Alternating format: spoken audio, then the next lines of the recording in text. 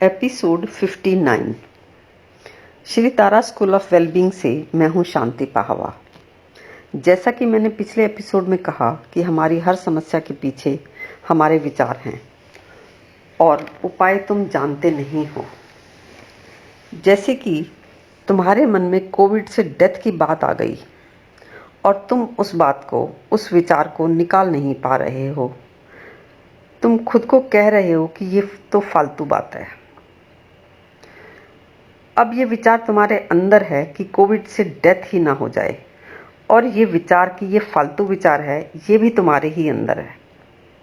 तुम्हारा मन कहता है कि डेथ हो ना जाए, और फिर तुम्हारा मन ही कहता है कि ऐसे थोड़ी ना होता है। ठीक है, किसी किसी की डेथ हो भी जाती है, पर वो तो कोई लाख में से एक ही तो मरता है, तो बहुत कम प्रोबेबिलिटी है, इसलिए मुझे चिंता नहीं करनी चाहिए।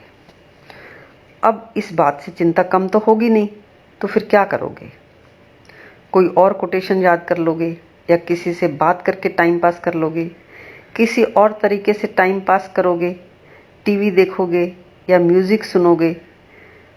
तुम जानते ही हो कि कभी कभी कोई विचार हमें इतना ओवर पावर कर लेता है कि ना तो किसी से बात करने का मन होता है, ना ही किसी और चीज़ में मन लगता है। आपका अपना ही विचार है कि कोविड से डेथ ना हो जाए, और आपका ही विचार है कि नहीं नहीं, ऐसा नहीं हो सकता, ऐसा तो सोचना ही नहीं चाहिए, अच्छा सोचेंगे तो अच्छा ही होगा। तो इन सब बातों से कहीं कोई उपाय हुआ है किसी का? लोग सारी जिंदगी यही तो करते हैं। ये सारे विचार तुम्हारे प्रोडक्टिव ना होकर काउंटर प्रोडक्टिव हैं। तुम्हारी मॉम कह देती है, बेटा उसने तेरे को बुरा भला कह दिया तो क्या हो गया, तेरे को क्या फर्क पड़ता है? तू ये सोच कि हाथी चलते हैं तो कुत्ते भौंकते ही हैं, या बोलने वालों की क्या हम जबान थोड़ी पकड़ सकते हैं। तू दिल पर मत ले। जबकि वो खुद 353 बातें अपने दिल पे लिए बैठी होती है, अपनी माँ की, अपनी सास की, अपने पति की, पड़ोसन की, इसकी उसकी। तो ये जो ज्ञान है ऐसे ही सीखा हुआ है, और तुम खुद को भी यही समझाते रहते हो और दूसरों को भी यही समझाते हो। कहते हो पॉजिटिव थिंकिंग करो। अरे भैया, तुम पॉजिटिव थिंकिंग कर सकते तो समस्या ही क्या थी? अभी निकाल ही देते अपने सारे नेगेटिव विचार, बात खत्म, समस्या खत्म।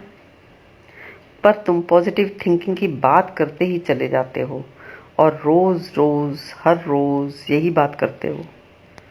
तुम देखते ही नहीं हो कि इससे कुछ हो नहीं रहा। अगर मन में गणित का ज्ञान है और तुम कोई हिसाब किताब लगा रहे हो, तो लगा ही लोगे ना हिसाब। तुम उलझोगे कैसे? फटाफट कर ही लोगे ना हिसाब कि 30 रुपए का सामान लिया था, 100 रुपए का नोट दिया था, 70 रुपए बच गए। मन में गणित है तो लग ही जाता है गणित, और नहीं है गणित तो फिर लगेगा कैसे? किसी को गणित आता ही नहीं तो आ कैसे जाएगा? वो तो उलझ ही जाएगा ना। जिसको गणित आता है वो उलझता नहीं है। अगर तुम्हें पता ही नहीं है कि 100 में से 30 घटाने से 70 कैसे आए, तो पता लग कैसे जाएगा तुम्हें? जब तुम्हारे पास उपाय है ही नहीं, तो तुम जितना मर्जी प्रयत्न करो, तुम 1 इंच भी उपाय की तरफ सरक नहीं पाओगे। अगर तुम उपाय चाहते हो तो सबसे पहले अपनी वास्तविक समस्याओं को क्लैरिटी से लिखो।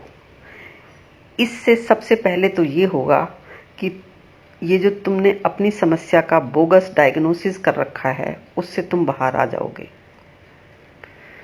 हर फियर के पीछे कोई ना कोई रीजन होता है। अगर रीजन नहीं होगा तो क्योर किस बेसिस पर हो पाएगा?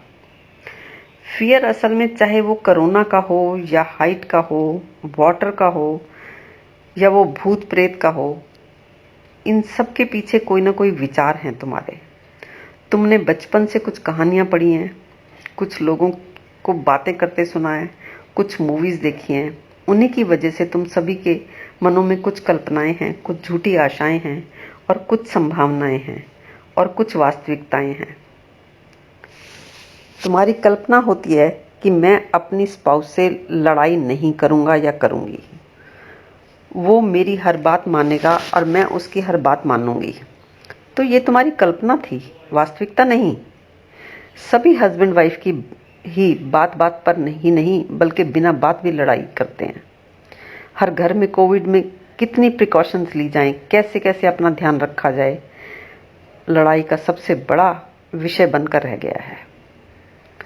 तुम्हारी आशा होती है कि हमारे साथ सब ठीक होगा।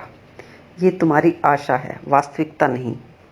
जीवन का ये स्वभाव नहीं है कि वो तुम्हारी आशाओं के हिसाब से चले। यहाँ रोज़ घटनाएं घटती हैं जो कि तुम्हारी कल्पनाओं और तुम्हारी आशाओं के दायरे से बाहर भी होती ही हैं। जीवन में हर संभावना तुम्हारे लिए है और तुम हर संभावना के लिए हो। जब तुम्हारी कल्पनाएं टूटती हैं और आशाएं गिरती हैं, तब तुम हर संभावना के लिए तैयार हो जाते हो और तुम्हारा मन वास्तविकताओं में टिकता है और मन को आराम इसी में आता है।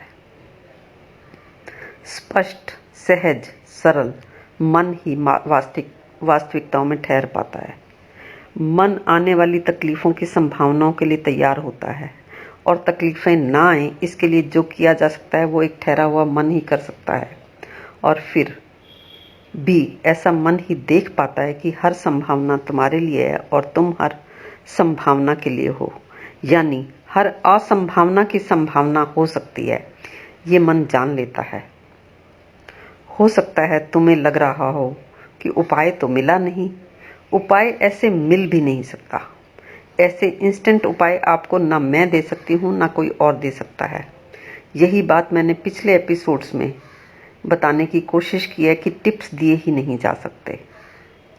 मैं जानती हूँ कि मेरी इन बातों से तुम्हारी कोई उलझन दूर नहीं हुई होगी, ना ही मैंने तुम्हारी कोई उलझन दूर करने का प्रयास किया है। तुम उलझनों को साफ साफ देख सको और उसके संबंध में तुम्हारे द्वारा किए गए व्यर्थ प्रयासों को भी तुम देख सको। मेरा यही प्रयास था। अब तक मैंने 56 एपिसोड्स बनाए हैं और हर एपिसोड में मैंने तुम्हें अपने प्रोग्राम की इन्फॉर्मेशन दी है। ये मेरी तरफ से कोई परसुएशन नहीं है, ये सिर्फ और सिर्फ इन्फॉर्मेशन है उनके लिए जो मेरी तरह कुछ ऐसा ढूंढ रहे हैं जिनसे उनके जीवन की समस्याएं हल हो सकें। और अगर किसी को इस दिशा की यानी मन की उलझनें खत्म भी हो सकती हैं कि स्थिति की जरा भी झलक मिली हो और आगे बढ़ने की प्यास जगी हो, तो उसे मदद मिल सकती है हमारी टीम से, जिसकी डिटेल नीचे डिस्क्रिप्शन बॉक्स में दी गई है।